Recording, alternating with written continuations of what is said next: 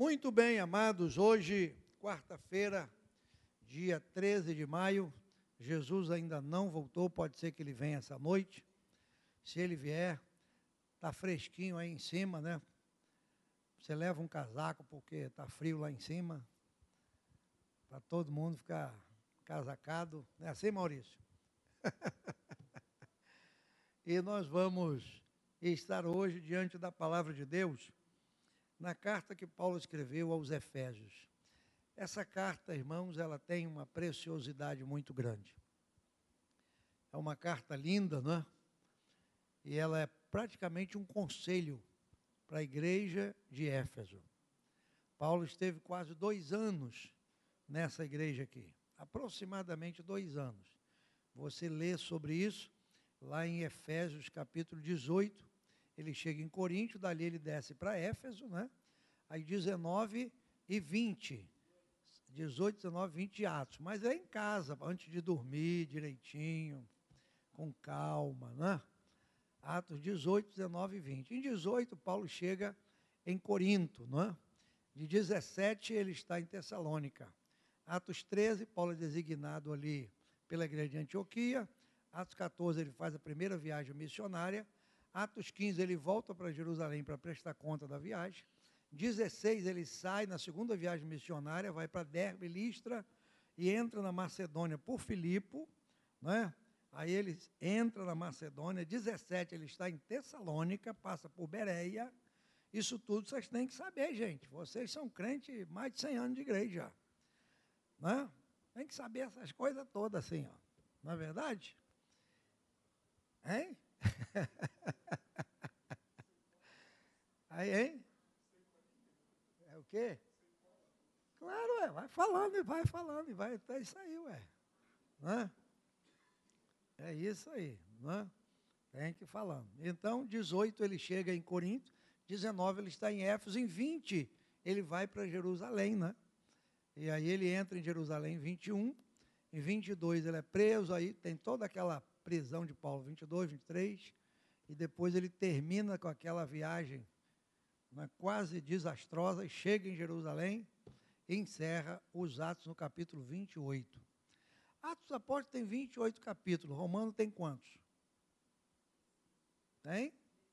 16, não é? Depois de Romanos, qual é o próximo? 1 Coríntios. 1 Coríntios tem quantos capítulos, irmão? Tem? 1 Coríntios tem?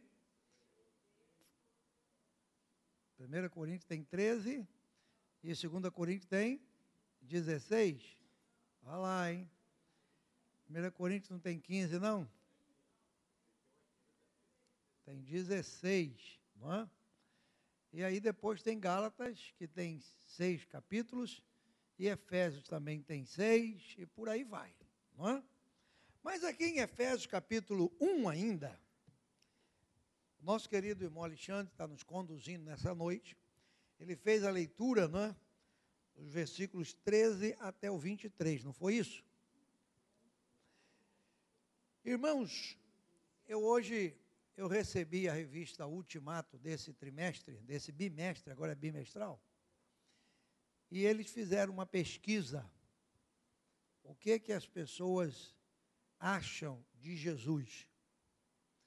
E tem uma pesquisa muito interessante, não é? Porque Jesus, que foi cantado pelo nosso irmão, esse Nazareno, filho de Deus, não é? Ele tem, de certo modo, sido, não é desprezado, mas esquecido, não é? Esquecido. Hoje, na maioria das igrejas, na maioria das mensagens, fala-se muito em vitória, em conquistas, em, sei lá, em sucesso, em prosperidade, e Jesus já não está sendo mais pregado na sua essência. Não se prega mais sobre Jesus, não é? Prega sobre a prosperidade, sobre isso, sobre aquilo outro. Foi feita uma pesquisa, saiu na revista Ultimato, eu recebi ela hoje. Não é? Então, as pessoas não estão como que ligando para Jesus. Jesus tornou-se um personagem da história, não é? Que daqui a pouco ele está sendo esquecido. Mas nós precisamos entender que Jesus ainda é a razão da nossa salvação. Se não fosse Jesus, irmão, nenhum de nós estaríamos aqui. Ser crente, pertencer a Jesus, ser salvo por Ele, é uma das grandes dádivas de Deus ao homem. Uma das grandes dádivas de Deus ao homem. Só sabe quem é Jesus quem veio lá desse buraco aí que o irmão Maurício cantou, né? Que não tinha mais esperança, e aí de repente ele viu uma mão poderosa tirando ele de lá. Aí pode avaliar de onde ele estava e onde Jesus o colocou. Jesus é a razão da igreja. E é isso que Paulo vai falar aqui, neste texto que nós vamos examinar. Jesus, irmãos, ele está acima de tudo e de todos. Sabe? Acima de tudo e de todos, como o Senhor sobre todas as coisas. Isso aí é muito interessante, não é? Nós temos aqui os versículos 13, nós lemos na última quarta, o 13 e o 14, não foi? Falávamos sobre o Espírito Santo, lembram? Não é? E aí Paulo, irmãos, a partir do verso 16, ele fala algo interessante, eu quero começar aqui. Ele diz, não cesso de dar graças a Deus por vós, lembrando-me de vós nas minhas orações. Paulo sempre orava pelas igrejas. Ele faz essa oração aqui, faz menção da oração no capítulo 1, verso 16, e no capítulo 3 e versículo, quer ver, 3 e 14. 3 e 14. Ele diz, por causa disto, me põe de joelho perante o Pai de nosso Senhor Jesus Cristo. Então ele está orando, não é? Aqui no verso 17, no verso 16, 1,16, ele diz, eu não cesso da graça a Deus, lembrando de vós nas minhas orações. E o verso 17 começa com que expressão? Para quê? Para quê? Chega. Para quê? E no verso 14, 3 e 14, ele diz, por causa disso me põe de joelho perante o Pai de Jesus Cristo, do qual toda a família toma no céu e na terra, toma o nome. Verso 16, que começa aí? O verso 3,16 diz o quê? Para quê? Não é? Então tem sempre uma razão para a oração. A nossa oração ela tem que ter sempre uma razão. Para que oramos? Não é? Para que oramos? Paulo vai explicar isso, irmãos. Para que oramos? Nós temos que ter uma razão para a nossa oração. Para quê? Aí ele diz aqui no verso 17 do capítulo 1, para que o Deus de nosso Senhor Jesus Cristo, o Pai da glória, vos dê em seu conhecimento o espírito de sabedoria e de revelação.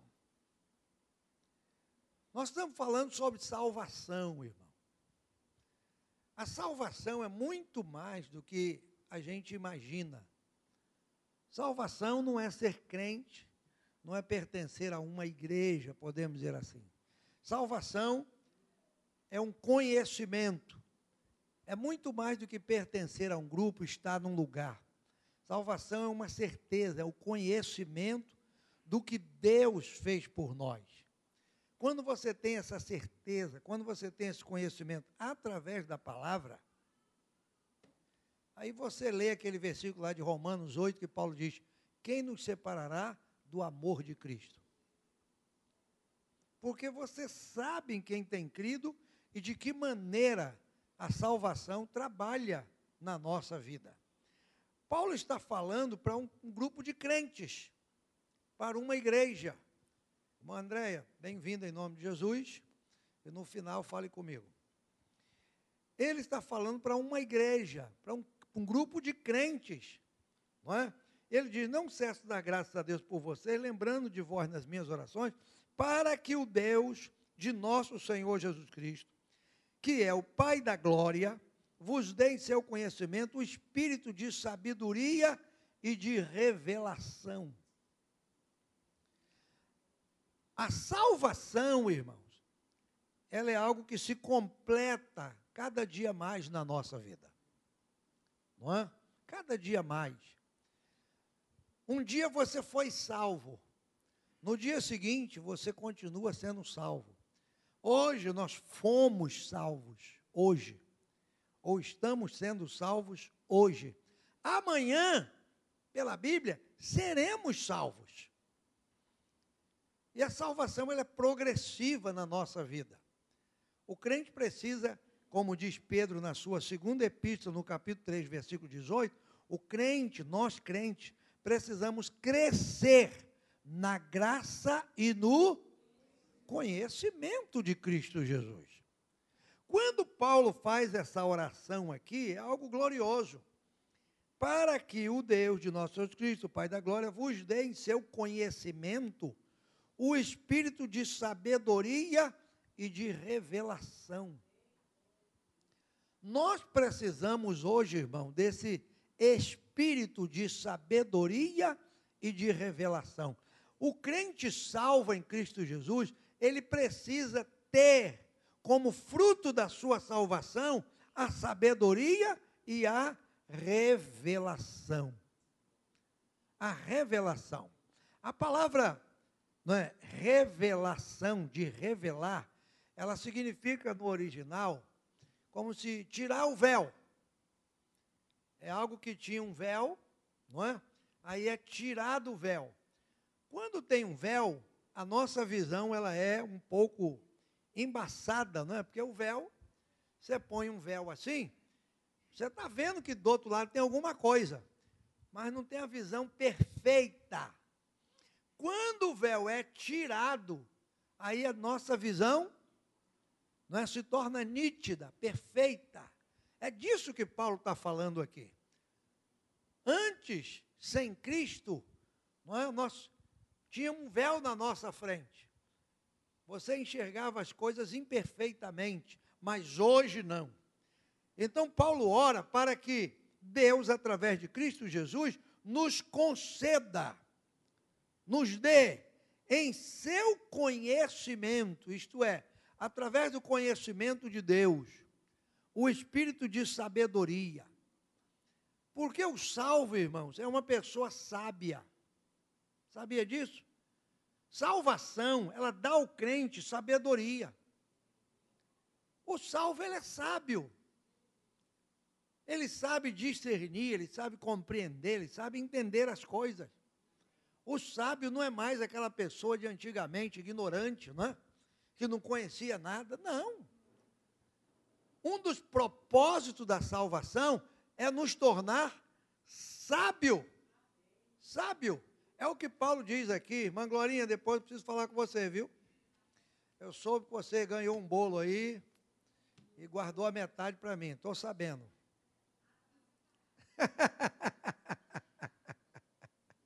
Veja, 2 Timóteo 3:15 aí. 2 Timóteo, capítulo 3, versículo 15. O que é que diz aí? Estão colocando aí? Esse povo aí não é mole não, animado lá.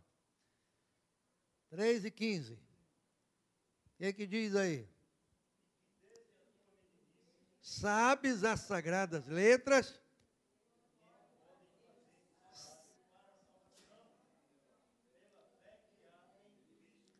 Presta atenção, irmão. Paulo está falando para Timóteo, ele diz assim, e que desde a tua meninice sabes as sagradas letras, isto é, a palavra de Deus, vírgula, o que tem depois da vírgula aí? Que podem sábio para a salvação. Viu? Te pode fazer sábio para a salvação. Essa sabedoria que Paulo está falando aqui em Efésios, não é? Para que Deus nos dê o espírito de sabedoria. É a sabedoria da salvação, irmão. Porque o salvo, ele é uma pessoa sábia, ou uma pessoa sabida. Não é aquela pessoa boba, né, que é elevado assim, qualquer um enrola ele, não. O sábio, o salvo, ele é sábio em todas as suas maneiras de viver. Todas elas. Não é? Por que que Deus nos dá o espírito de sabedoria? O que que Paulo está orando aí, irmão? Não é? Paulo está orando por algo precioso. Quer ver? Abre a sua Bíblia aí em Colossenses. Colossenses. Capítulo 1.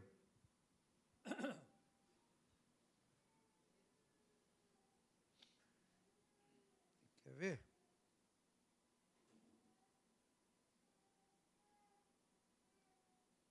Tirou.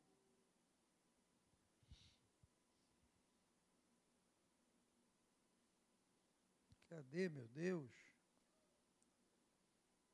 Sabedoria de Deus.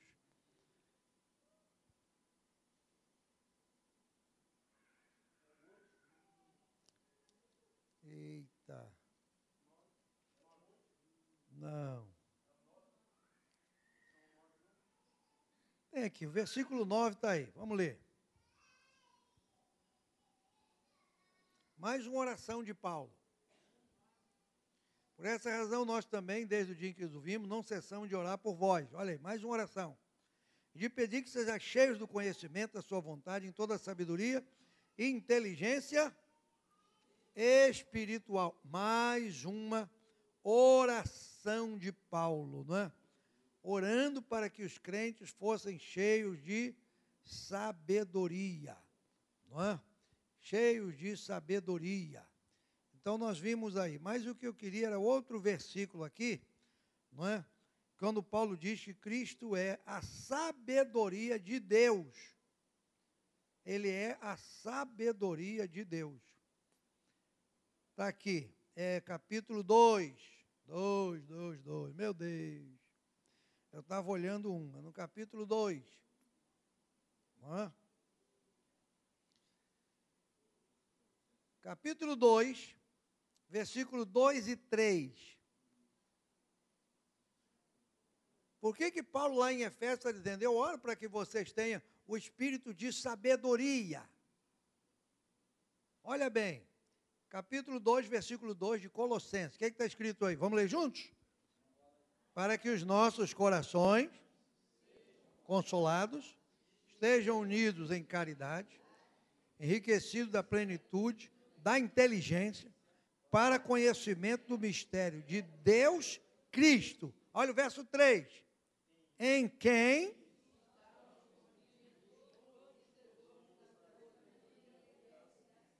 todos os tesouros da sabedoria e da ciência estão escondidos em quem? Em Cristo Jesus. Era esse versículo que eu queria achar. Viu? Então, Paulo aqui em Efésios 1:17, ele diz, o espírito de sabedoria e de revelação. Quando ele está falando no espírito de sabedoria e de revelação, irmão, Paulo não está falando de nenhum outro espírito, não. Ele está falando aqui das coisas que há em Cristo Jesus. Jesus é a sabedoria de Deus. Jesus é a revelação de Deus. Paulo está dizendo o seguinte, que quanto mais você conhece Jesus, mais você se torna sábio, mais você adquire da sabedoria dele e da revelação dele para a sua vida. Por isso que a salvação ela é progressiva. Cada dia nós vamos aperfeiçoando a nossa salvação em Cristo Jesus. Cada dia mais. Nós vamos aperfeiçoando essa salvação. E é interessante que quando Paulo fala aqui da revelação, desse espírito de sabedoria e de revelação que há em Cristo, que agora está em nós, o verso 18 de Efésios 1 diz o quê? Tendo iluminado os olhos do vosso entendimento. A sabedoria e a revelação, ela ilumina os olhos do nosso entendimento. Isto é, acende uma lâmpada dentro de nós. O crente, ele não vive às cegas, ele não anda às escuras, ele é iluminado, né? Os seus olhos espirituais são iluminados. Você tem um olho aberto. O entendimento do crente agora é diferente. É por isso, irmãos, que o salvo, ele é uma pessoa diferente de todo mundo. Terça-feira passada, eu estava ali em Nova Holanda, que lá nós estamos estudando sobre salvação na carta aos Romanos. E aqui estamos em Efésios, não é? E lá é de um jeito, aqui é de outro, e caminhamos dentro da mesma palavra. Eu estava falando sobre a esperança da salvação. Terça-feira passada lá. Essa agora não, que eu cheguei de São Paulo já de tarde, que eu estive lá em Paraguaçu Paulista, na nossa igreja. A igreja lá está uma bênção, mandou um abraço para todo mundo, não é? A igreja está uma bênção ali, graças a Deus. Eles já estão com planos de botar a parede mais para trás, que tem lugar, porque já está lotado de gente, uma bênção. E em setembro, se Deus quiser, vamos ter mais 15 pessoas para batizar ali. Sabe, irmão? A igreja está uma bênção ali para a glória de Deus. Então, eu estava falando em Nova Holanda na outra terça, que o crente tem esperança de salvação. E na esperança de salvação, conforme Paulo lá em 1 Tessalonicenses 4,13, ele diz que quem tem esperança não sofre como os demais que não têm esperança. Não é? Quem tem esperança não sofre como os demais que não têm esperança. E aí eu falei para eles o que vou falar para vocês aqui. O que você faz como salvo? Você é salvo, Jesus te salvou, hein? Aí amanhã você vai no médico e ele pega o resultado do exame e fala assim: meu caro cliente, eu tenho uma notícia para lhe dar. Pelo exame aqui você tem 10 dias de vida. O salvo faz o quê? Hein? Você só tem 10 dias, você saiu do médico condenado. Daqui a 10 dias você vai morrer. Tem jeito, o exame está aqui, ó. O que você faz? Você faz uma festa, você dá 10 cultos de ação de graça, você, sabe, aí você dá glória mesmo, aleluia, e ri da minha cara. Pode rir da minha cara. Pastor, pastor, só vai ficar aí no mundão do pecado, só vai ficar na tentação, só vai ficar na perturbação, só vai ficar aí nesse solzão. Daqui a 10 dias eu vou para o céu. O médico falou, ô glória! Você faz isso? Ah, como é que... Então vocês não são salvos.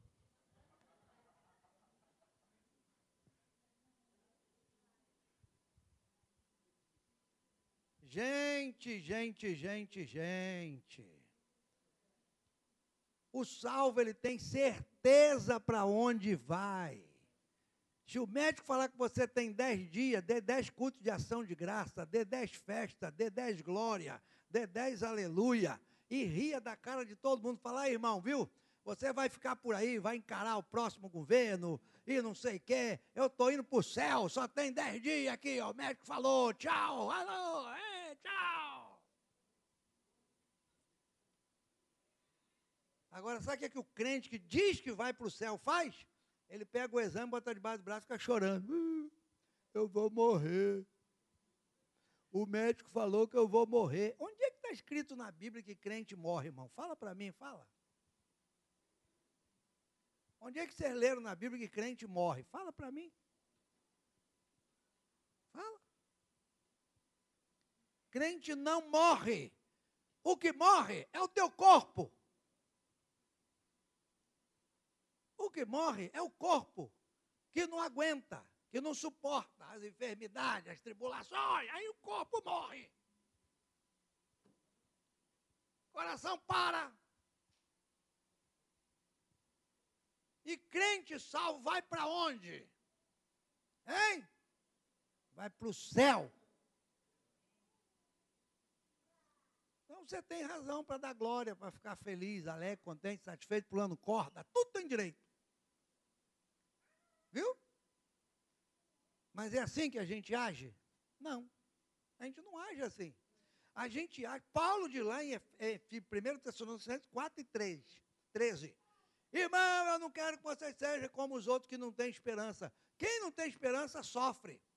Porque se o médico fala para a pessoa que não tem Jesus, olha, daqui a 10 dias você vai morrer, o que o médico está dizendo para aquela pessoa que não tem Jesus? Fala para mim, fala. Biblicamente, fala. O médico está dizendo para aquela pessoa que não tem Jesus, daqui a 10 dias você vai conhecer o inferno. Você vai abraçar o diabo daqui a 10 dias, você não tem Jesus. Aí o cara arranca os cabelos, fica doido, desesperado.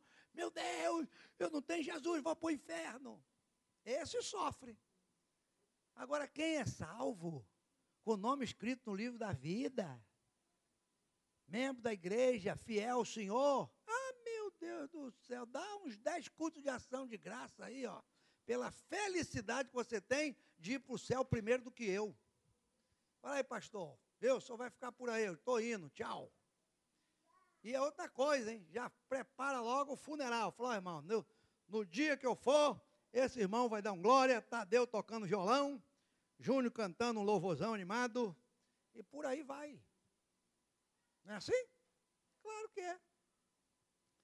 Porque você tem certeza. Agora, por que essas doideiras que eu estou falando, parece que eu estou doido hoje, não é? Por que o crente salvo tem que ter isso? Porque os olhos do nosso entendimento foram iluminados pela revelação e sabedoria de Deus. Então você tem certeza de salvação. Certeza, irmão. A grande bobeira do crente é achar que vai morrer. O médico falou que eu vou morrer. Quem é o médico para falar que você vai morrer? Você não vai morrer.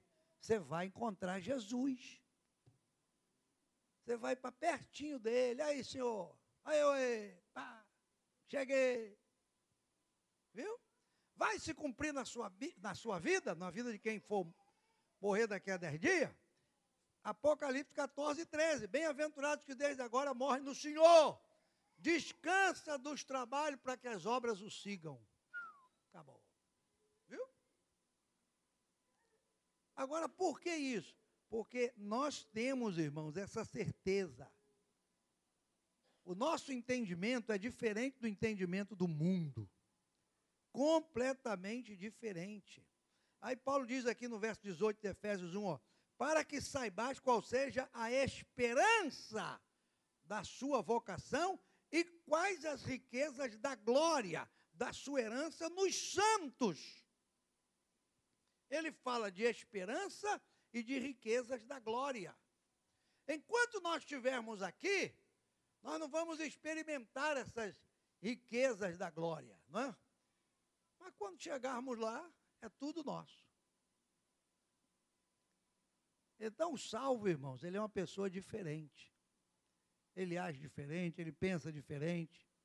Ele tem sabedoria e tem a revelação da palavra de Deus. Não é? Tem a revelação da palavra de Deus. E para concluir esse texto aqui, o que eu quero chegar lá é aqui, ó. Aí Paulo diz, não é? Paulo diz que tudo isso aqui, essa revelação, essa sabedoria, essa esperança, essa riqueza da glória, não é? A sobreexcelente grandeza do seu poder sobre nós. No verso 20, Paulo diz que isso tudo Deus manifestou em Cristo Jesus. Tudo isso Deus manifestou em Cristo Jesus. Então, quando nós aceitamos a Cristo Jesus como Senhor e Salvador da nossa vida, nós recebemos dele todas essas bênçãos. Todas essas bênçãos. Crente é uma pessoa que tem esperança. Crente é uma pessoa que sabe quais são as suas riquezas, a sua herança. Ele tem os olhos iluminados. Ele tem espírito de revelação, de sabedoria. Crente é essa pessoa que tem essas coisas. Pastor, não tem isso não. Então, hoje à noite, você vai vir aqui, vai aceitar Jesus de novo, fala, Jesus, te aceito de novo, porque nada disso eu tenho que ter tudo isso aqui. Se não tiver, então aceita Jesus de novo hoje. Por que que nós temos que ter isso? Porque essas coisas Deus manifestou em Cristo. E aí você vai entender, eu vou chegar lá, nós vamos entender. Quando Paulo diz que Deus manifestou isso aqui em Cristo, não é? Está aí no verso 20, não está? Olha a sua Bíblia aí. Ele manifesta essas coisas em Cristo Jesus. Manifestou tudo isso em Cristo, através de Cristo. Aí diz aqui, ressuscitando-o dos mortos e pondo-o à sua direita nos céus. Veja o processo de Deus. Deus manda seu Filho para morrer, para pagar os nossos pecados. Jesus vem, morre, ali ele paga, ali ele cumpre toda a justiça de Deus na cruz, não é? Naquele momento certo, como Jesus havia dito lá no Evangelho de João, a minha vida ninguém tira, eu a dou. Na hora certinha, Jesus disse, Pai, o que ele falou? Nas tuas mãos entrego o meu espírito.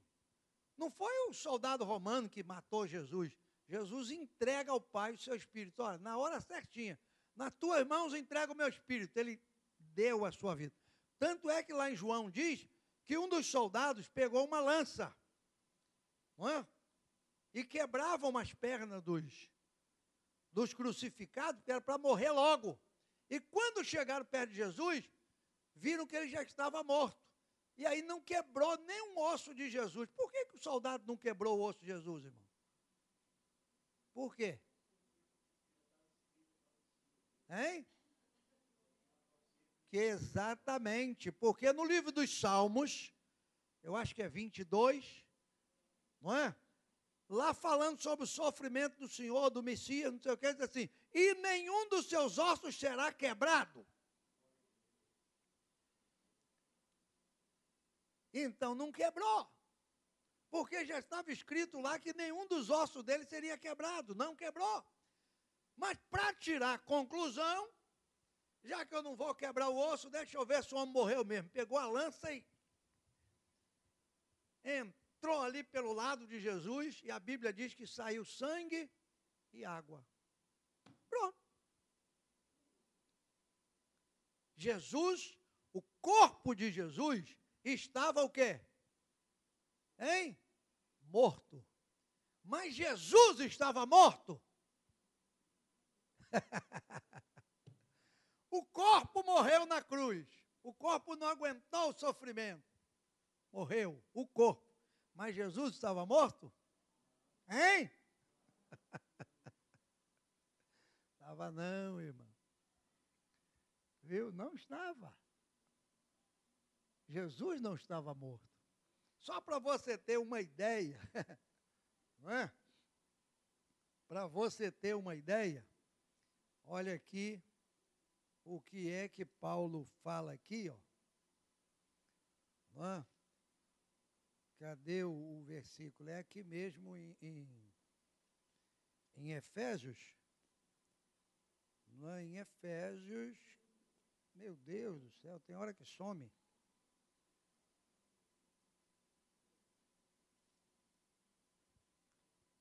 Aqui em Efésios, onde joelho, a unidade. Assim, capítulo 4.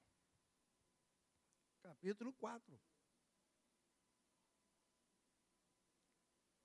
Capítulo 4 aí de Efésios, versículo 8 e 9 e 10.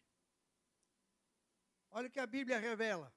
Pelo que diz, subindo ao alto, levou o cativo o cativeiro e deu dons aos homens, no momento que Jesus sobe.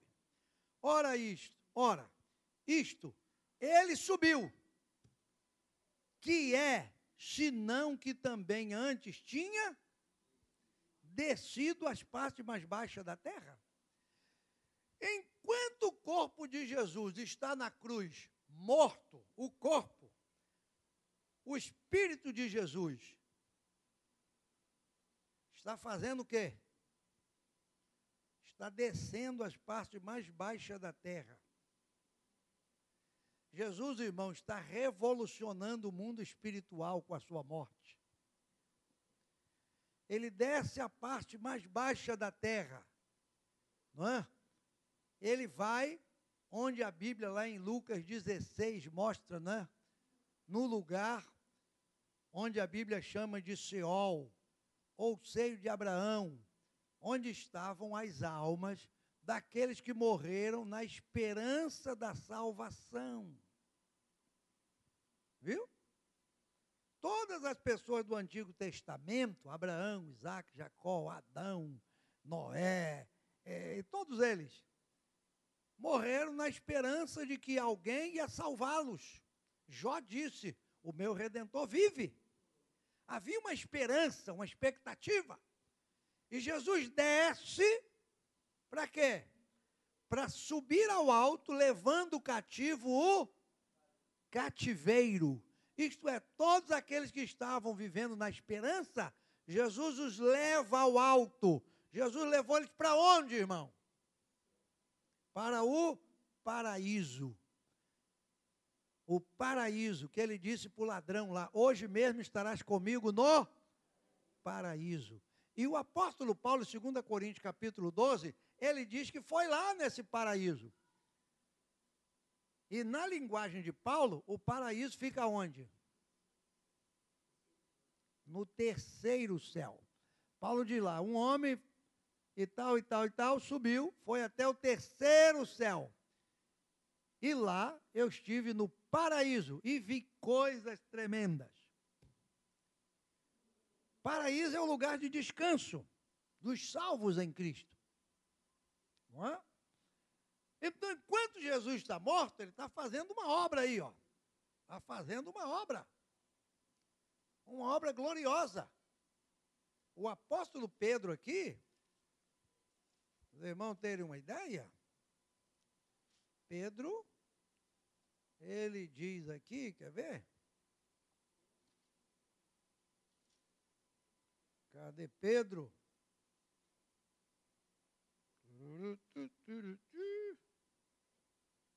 A gente quer. Aqui em Pedro.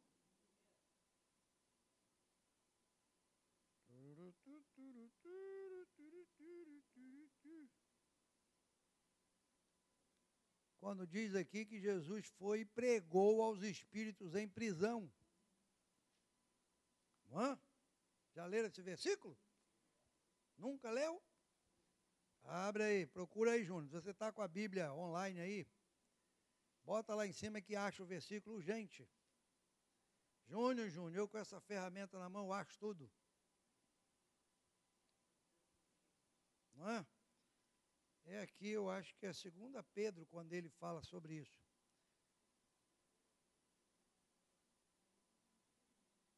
Condenou.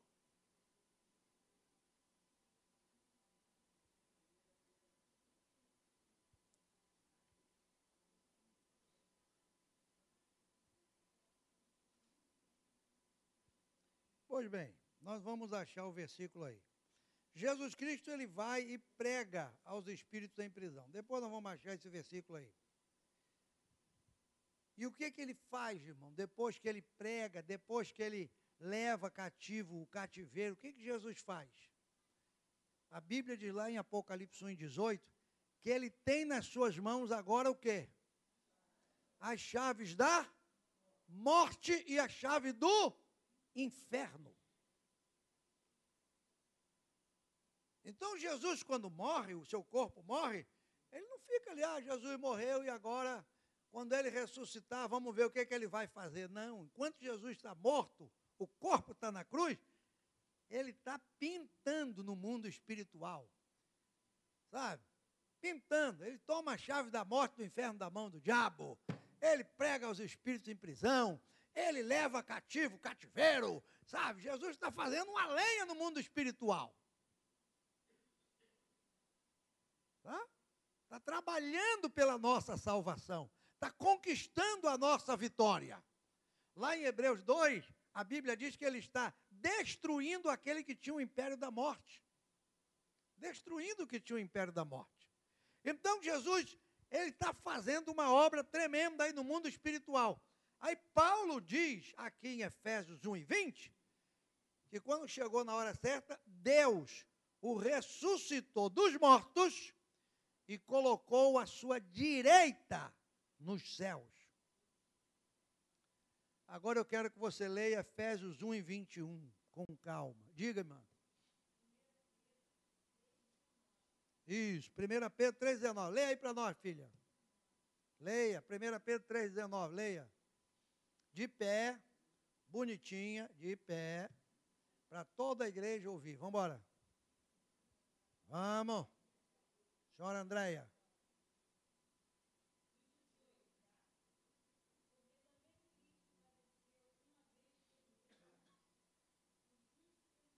Isso.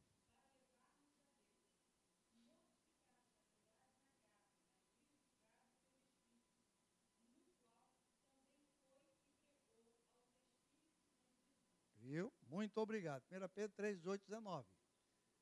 Não é? Jesus Cristo foi e pregou aos espíritos em prisão. Vocês vão ter uma ideia da obra que Jesus estava fazendo. Não é? Quando às vezes fala assim, Jesus morreu. A gente não tem ideia, né? Jesus morreu. Coitado. Pegaram o corpo de Jesus. Você vê? Depois que Jesus morreu, presta atenção na leitura da Bíblia. Pegaram o quê? O corpo. Lavaram o quê? O corpo. Botaram perfume aonde? No corpo. Sepultaram o quê? O corpo.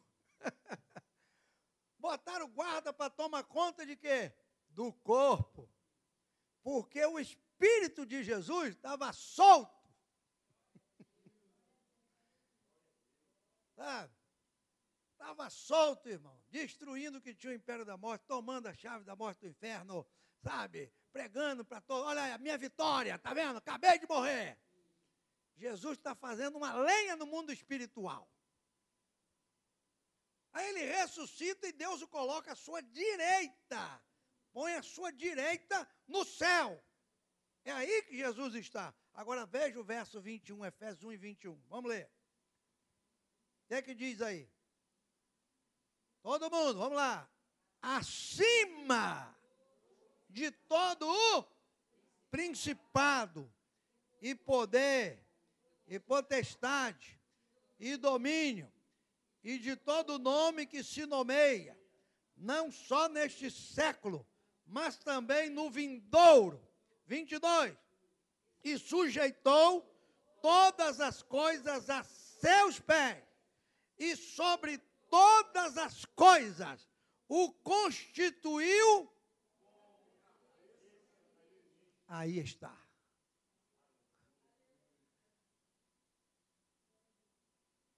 Cabeça da igreja. Então, meu irmão, só para você ter uma ideia, quem garante a tua salvação? Quem é que garante a tua salvação? É por isso que muitas pessoas não entendem. Eu estou batendo nessa tecla, a pessoa, mas pastor, eu aceitei um tal de Jesus e agora estou frequentando uma igrejinha ali, estou por ali. Irmão, não tem que ficar por ali, nem igrejinha, não. Salvação é coisa séria, é sério. Salvação é coisa séria. Quem é que te salvou? Quem é que garante a tua salvação? É aquele que ressuscitou dos mortos, é aquele que está à direita de Deus nos céus, é aquele que está acima de todo principado, de todo poder, de toda potestade, de todo domínio e de todo nome que se nomeia, não só nesse século, mas também no vindouro. Tua salvação está na mão daquele que todas as coisas estão debaixo dos teus pés. E ele, o Jesus, foi constituído por Deus o quê? Cabeça da igreja. E quem é a igreja? A igreja, aí é que está. O pessoal pergunta assim, você é crente? Sou. Crente é aquele que crê, sou. E você é de qual igreja? Ah, eu sou da Assembleia de Deus Filadélfia. Biblicamente você respondeu tudo errado. Tudo errado. Você é crente? Não. Eu sou salvo, lavado e remido pelo sangue de Jesus. Crente, até o diabo é, está escrito aqui, lá em Tiago. O diabo crê, estremece, mas não obedece. Você não é crente, você é salvo, lavado, remido, comprado pelo sangue de Jesus. Qual é a sua igreja? Eu sou da igreja de Jesus Cristo. Jesus é o meu cabeça, é o meu Senhor. Não, eu sei, mas eu quero saber. Ah, você quer saber onde é que eu me reúno. Você quer saber onde eu congrego. Você quer saber onde eu vou cultuar ao meu Deus. Aí é diferente. Porque o grande problema nosso, irmão, da maioria das pessoas que não conhecem Bíblia, é que andam de, como eles chamam, de igreja em igreja. Eles não vão de igreja em igreja. Eles vão de denominação em denominação. De templo em templo. Porque igreja, biblicamente, somos nós somos a igreja, você é a igreja. Jesus, quando foi constituído cabeça da igreja, ele significa dizer que ele é cabeça da tua vida, ele é Senhor sobre a tua vida.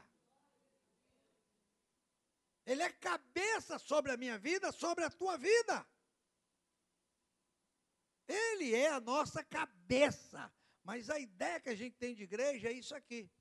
Ah, minha igreja é aquela ali, olha lá, minha igreja lá, bonitinha, tudo azulzinho lá, aquela igreja, não é minha igreja.